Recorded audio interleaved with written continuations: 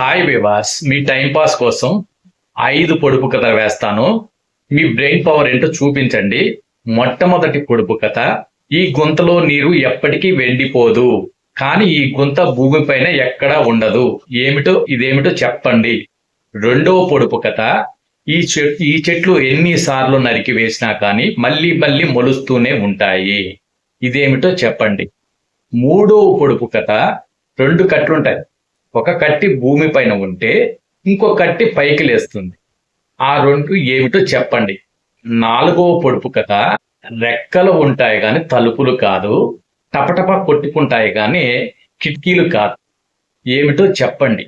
చిట్ట చివరి 5వ పొడుపు కథ ఏమిటంటే, మన ప్రయత్నం లేకుండానే లోపలికి వెళ్ళి బయటకు వస్తుంది. ఇది ఏమిటో చెప్పండి. ఇంకా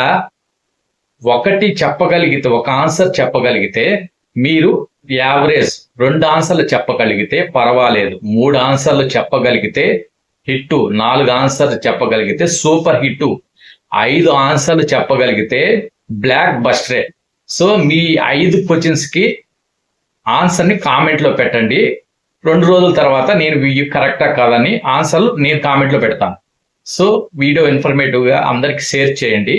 మంచి ఇన్ఫర్మేటివ్ వీడియో. జై హింద్, జై భారత్.